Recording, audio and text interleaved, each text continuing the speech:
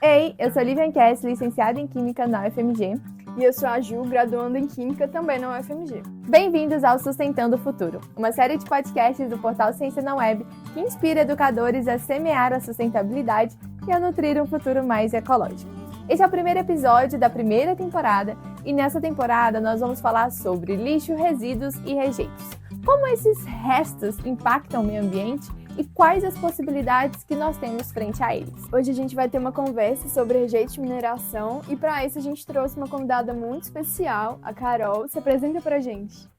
Oi meninas, eu agradeço muito o convite, é um prazer enorme estar aqui com vocês. Então, eu sou a Carol, eu sou bacharel, mestre e doutora em Química pelo Departamento de Química da UFMG. Atualmente continuo aí trabalhando com pesquisa, eu faço um trabalho de pós-doutorado no Grupo de Tecnologias Ambientais, o GRUTAN, da UFMG com a professora Ana Paula e com o professor Rochel. E eu já venho trabalhando com aproveitamento aí de rejeitos, principalmente da mineração de ferro, há alguns anos. Durante meu doutorado, eu tive aí a oportunidade com uma outra equipe de pesquisadores aí, também de estar montando uma empresa que trabalha com aproveitamento de rejeitos, a Guico Materiais Engenharia, e gosto muito aí, já tem alguns anos que trabalho com isso, gosto muito de estar trabalhando nessa área de ambiental. Carol, na sua pesquisa de mestrado e doutorado, você trabalhou, com rejeitos de mineração. Então, conta um pouquinho pra gente do que você fez, como foi essa pesquisa que você desenvolveu. Conta um pouquinho pra gente. Certo. No mestrado, eu trabalhei com a produção de um catalisador para a síntese de biodiesel. O que é o catalisador? Ele é um material que ele vai acelerar a reação de produção do biodiesel. E eu utilizei o rejeito da mineração de ferro para produzir esse material. E já no doutorado, eu utilizei também o rejeito da mineração de ferro para produzir um outro material que é chamado de geopolímero. O geopolímero é um material que ele é feito a partir de uma reação de alguns componentes que eles vão solidificar, formando um material muito duro, muito resistente, que é muito semelhante ao cimento. E o geopolímero ele tem várias aplicações e a principal delas é justamente na substituição do cimento comum.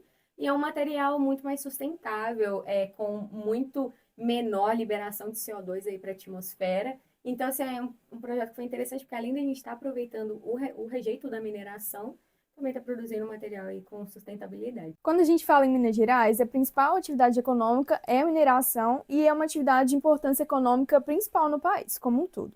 Mas a gente tem vivido alguns desastres envolvendo o rompimento dessas barragens, como a de Mariana em 2015 e também a de Brumadinho em 2019.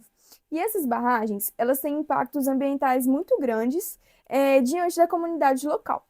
Então a gente queria perguntar quais são alguns desses impactos ambientais causados pela atividade mineradora. Então, a atividade mineradora, como você comentou, tem a importância dela, mas infelizmente ela está associada aí a vários impactos ambientais, né? Aí, dentre eles, tem a questão da necessidade, em muitos locais, assim, de devastação mesmo da natureza original. Tem a questão também da modificação do relevo. A gente vê muito essas montanhas que eram muito bonitas, elas ficam totalmente diferentes por conta da atividade da mineração, né? Mas um dos impactos que eu diria que no momento, assim, está sendo pior, assim, né, para a gente mesmo, é a questão do armazenamento desses resíduos da mineração, dos rejeitos, né, que aqui em Minas Gerais eles são feitos principalmente nas barragens de rejeito. E essas barragens, elas apresentam aí vários impactos ambientais, principalmente a questão da possibilidade de rompimento das barragens, que foram os desastres que aconteceram. Então, eu diria que o impacto ambiental que, assim, talvez seja mais cruel é justamente essa questão de onde colocar os rejeitos e dessa possibilidade, né, dessas barragens se romperem e acontecerem acidentes, né, tragédias como as que aconteceram. E tem uma diferença, né, Carol, entre lixo, resíduo e rejeito. O lixo é aquilo que a gente não quer mais e aí a gente simplesmente joga fora. O resíduo é aquele que ele não serve mais para mim, mas para uma outra pessoa ele tem alguma utilidade, por exemplo, o resto de comida. Não serve para mim, mas eu posso fazer uma compostagem dele. Papel e papelão, que não serve mais para mim, ele pode ser reciclado, pode ser transformado em novas embalagens. O plástico também pode ser transformado em garrafas novas, embalagens novas. E o rejeito, ele é um tipo específico de resíduo, né, que ainda não tem uma destinação para ele, como você bem disse. Não tem uma destinação para esses rejeitos de mineração. então eles ficam ali nessas barragens e isso é um problema. Outro exemplo de rejeito é o lixo do banheiro. A gente ainda não tem uma opção economicamente viável para a gente destinar a reciclar ou fazer alguma coisa com esse rejeito. E esse rejeito de mineração que a gente está falando é um rejeito de mineração de ferro, né? Mas conta pra gente um pouquinho do que é esse rejeito, o que que tem nele, quais são os problemas quais são as dificuldades de se dar um novo destino para esse rejeito, uma forma da gente, quais são os empecilhos da gente usar esse rejeito e utilizar ele para outra coisa. Então, esse rejeito de mineração, você pensa na composição dele, de uma forma geral, eu falo o rejeito gerado aqui principalmente pelas empresas aqui em Minas Gerais, que a composição dele vai variar muito de acordo com os minerais que tem ali no local, a forma como o material, o mineral está sendo extraído, os processos, mas de uma forma geral, principalmente esses que foram acumulados aí nas barragens de rejeitos as que aconteceram, né, os acidentes, as tragédias, é um rejeito que a composição é principalmente argila, areia, o próprio ferro tem uma composição bem alta de ferro nesses materiais na forma de óxidos de ferro, principalmente hematita. Então, de uma forma geral, ele não apresenta muita toxicidade, metais muito perigosos, sabe? Então, ele pode ser usado para várias aplicações. A gente já está vendo aí muita pesquisa de aplicações diferentes, seja por conta da composição ferro. Por exemplo, no meu mestrado, o principal para a gente era o ferro que tinha naquele material, que ele servia como catalisador. Ou seja, também, por exemplo, um resíduo ele tem muita areia, tem muita argila, então a própria areia pode ser muito utilizada na construção civil. No doutorado, meu objetivo estava mais nessa questão dessa areia que tem no rejeito, que a partir dessa areia a gente consegue incorporar ela nos materiais, nos biopolímeros. Mas o que eu diria que é a principal dificuldade mesmo, não é nem por conta da composição desse rejeito, mas sim por conta do volume. É um volume muito alto, a quantidade de rejeito que é gerada, assim, são milhares de toneladas por mês, por ano, é uma quantidade imensa. Então, a maior dificuldade é você conseguir aplicações que consigam agregar todo aquele volume que tem sido gerado. Então, por isso, muitas vezes na ciência a gente tenta aplicações em larga escala, algo, por exemplo, na construção civil, que a gente consegue aproveitar mais, sabe? Mas a dificuldade principal é essa questão da geração muito grande, da gente ter uma quantidade muito grande de rejeito. E não é fácil transformar esse rejeito em um produto de valor agregado. E aí, esse processo de pesquisa, ele tem suas dificuldades. Então, a gente lê, busca artigos, pensa, retesta, dá errado, a gente volta, busca outras alternativas. Então, depois de tornar esse processo em escala industrial, a gente encontra mais desafios. Então, quais foram, suas principais dificuldades nesse processo até a obtenção do produto final? Então, meninas, realmente a pesquisa não é fácil, igual a Ju falou, muitas vezes a gente começa, no meio do caminho a gente precisa mudar, a gente tem que pesquisar muito e tudo. Mas assim, eu vou sendo bem sincera, a parte de laboratório ainda é a parte que talvez seja menos complexa. Quando a gente vai escalonar isso, vai realmente tornar o produto viável para ser produzido aí, para ser comercializado, aí vem um grande desafio. E eu diria que o principal desafio, pelo menos assim nos projetos que eu tenho trabalhado, é a gente encontrar uma viabilidade econômica. Muitas vezes a gente consegue produzir um material que ele consegue substituir outros materiais, às vezes ele é até melhor do que outros materiais, mas às vezes o valor, o custo relacionado ao processo acaba sendo mais alto do que os produtos convencionais que já vêm sendo utilizados. E apesar da questão da sustentabilidade, a sustentabilidade faz muita diferença. Cada dia mais as empresas, as pessoas têm tido essa noção mesmo do quanto é importante a questão da sustentabilidade, mas ainda assim ela não vende produtos, sabe? Então a gente precisa conseguir produtos que aproveitam esses rejeitos, que têm processos, que gerem produtos com custo que seja ao menos similar aos dos outros produtos que já existem no mercado. Você comentou sobre a composição do rejeito, que não tem muito índices altos de toxicidade e tudo mais. Só que eu até peguei aqui quando foi rompida a barragem, contaminou ali o Rio Doce, desceu a lama e tal. houve muitas reportagens falando que estava contaminado com metais pesados e tal. Então, até na época mesmo, foi, acho que principalmente no acidente, não, acho que nos dois, né? Tanto de Brumadinho quanto de Mariana, havia até uma briga, eu diria, sobre isso, porque as empresas falavam que os resíduos eles não apresentavam metais tóxicos, porém, quando eles iam fazer testes naqueles rejeitos que ficaram acumulados em barragens, é, assim, rejeitos que acabaram ficando acumulados, eles viam que tinham conteúdo tóxico, sim. A gente viu até, inclusive, muito peixe morto e tudo. Até essa questão do peixe está relacionada até à turbidez da água e tudo, não necessariamente aos materiais tóxicos, mas fizeram testes e perceberam, sim, tem metais tóxicos ali. E aí ficou esse dilema, por que que tem tudo? E assim, ainda não se sabe bem se foram materiais que foram carregados ao longo do caminho, talvez até por conta de outras atividades de mineração, e quando acumulou aquele resíduo na hora de fazer o teste, perceberam esses metais tóxicos. Ali também nos rompimentos, né? É, assim, não sei se pode ter acontecido de ter algum resíduo com uma composição diferente e tudo, porque como até tinha comentado, né? Esses materiais, eles variam muito a composição de acordo com o processo que está sendo extraído o mineral. Mas o que acontece é que, assim, esses que a gente tem trabalhado, que a gente pega, a gente sempre testa, a gente faz vários testes antes de começar, principalmente os testes de toxicidade, para a gente entender se a gente realmente consegue utilizar eles e para quais aplicações.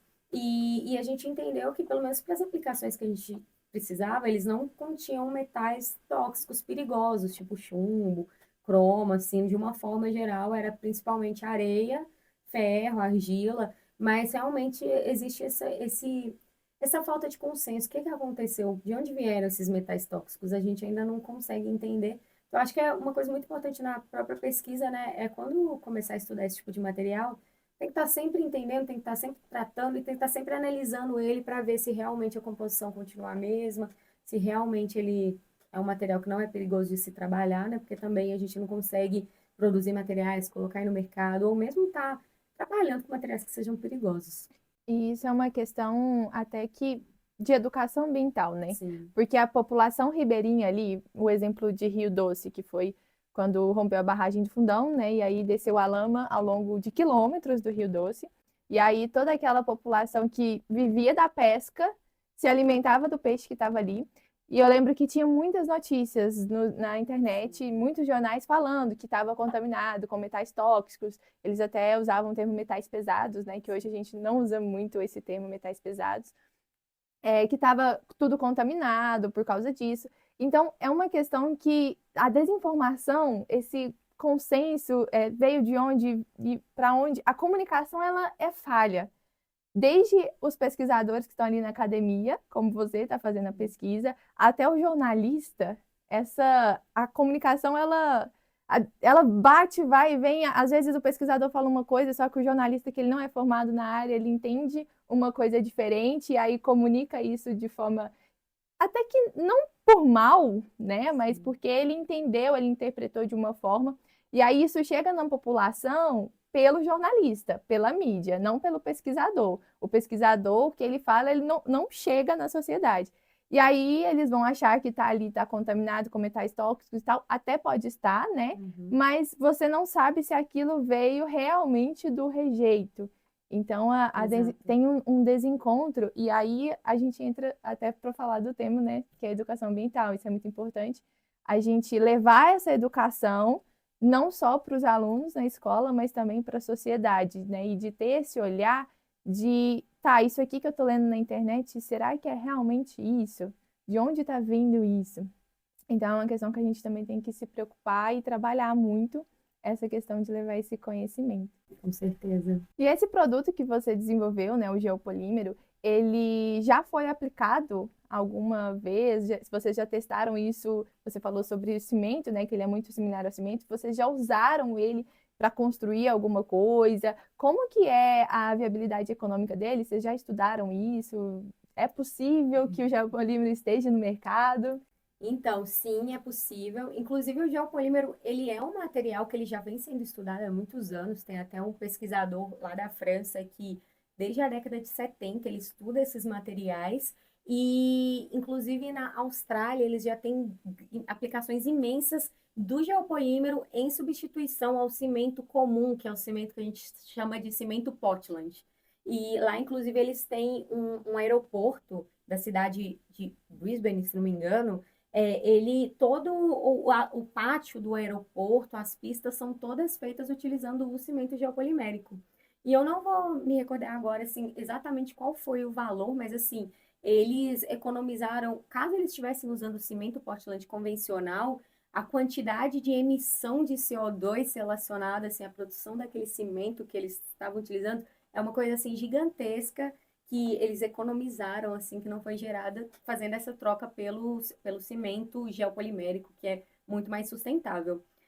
Agora, uma questão eles até usam alguns rejeitos, alguns resíduos diferentes para a produção do geopolímero, mas as pesquisas utilizando o rejeito de mineração de ferro em específico, elas estão sendo mais feitas agora, principalmente aqui no Brasil, em Minas Gerais, essa questão dos rompimentos das barragens e essa grande necessidade da gente buscar aproveitamentos para esses rejeitos, geraram muitas pesquisas de geopolímeros com rejeitos da mineração de ferro.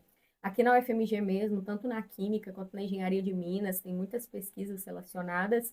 E sim, é um material que que a gente tem visto que é viável, principalmente para aplicações assim como em substituição ao cimento Portland mesmo, a gente consegue ter viabilidade. Já conseguimos fazer placas, revestimentos até que foram aplicados em locais e que tiveram um comportamento muito bom, inclusive até melhor do que se tivessem feitos com cimento convencional. E a questão existe uma dificuldade de entrada no mercado, porque o mercado de cimento é um mercado que já é muito robusto, assim. Então, por enquanto, eu acho que a maior dificuldade mesmo é conseguir essa entrada no mercado.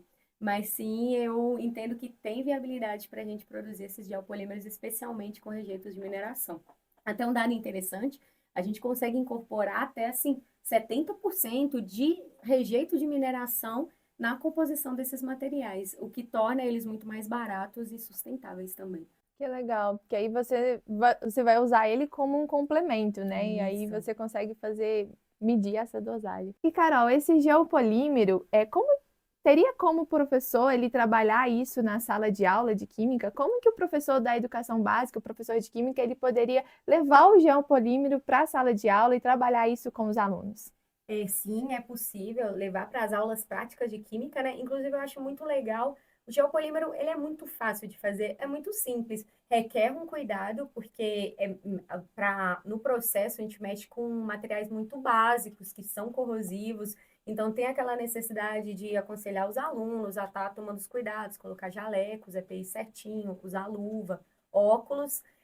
Mas, assim, tem os cuidados, é muito simples de manusear, de fazer, e é inclusive uma ideia muito legal, porque é um material que você faz uma misturinha ali e depois você vê ele endurecendo, você consegue colocar com formas diferentes, dá para fazer plaquinhas, vasinhos, inclusive dá para fazer até artesanato. Nós já fizemos um projeto muito legal de artesanato com geopolímeros, com rejeito de mineração também de ferro. Então é algo que super dá para levar para salas de aula. Já trabalhamos também até em fazendo mini cursos assim para os alunos de diversos cursos diferentes aí produzindo os geopolímeros. Eles são simples, requer alguns cuidados assim, mas são muito simples e interessantes de se fazer na sala de aula. E se um professor que está nos ouvindo quisesse desenvolver isso na sala de aula, como que ele poderia fazer? Tem algum lugar que ele possa buscar esse processo ou entrar em contato com alguém? Então, ele poderia, inclusive, entrar em contato diretamente comigo. Eu vou deixar meu e-mail aí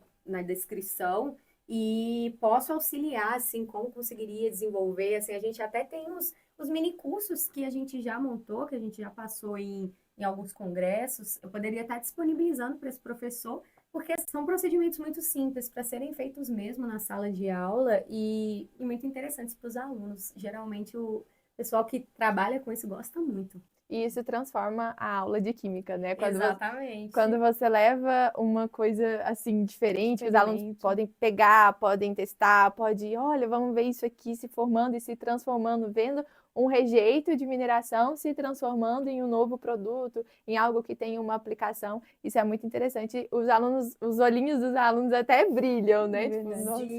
Sim. Os alunos que trabalharam com a gente assim nesses mini cursos, eles ficaram muito felizes, que inclusive eles podem levar o produto para casa, pode fazer um vasinho de planta, algum artesanato e levar para casa. Eles adoram. E ver esse processo de transformação é uma coisa que era um rejeito, um lixo, se transformar num produto. É uma ideia muito legal. Muito obrigada, Carol, por estar aqui conosco e compartilhar um pouquinho desse conhecimento que você adquiriu aí ao longo da sua trajetória acadêmica. E se você está nos ouvindo pelo Spotify e gostou desse episódio, nos avalie com 5 estrelas, isso ajuda muito o Spotify a entregar esse conteúdo para mais pessoas. Se você está no YouTube, se inscreva no canal e deixe aqui seus comentários, suas sugestões de temas para os próximos episódios. E até o próximo Sustentando o Futuro.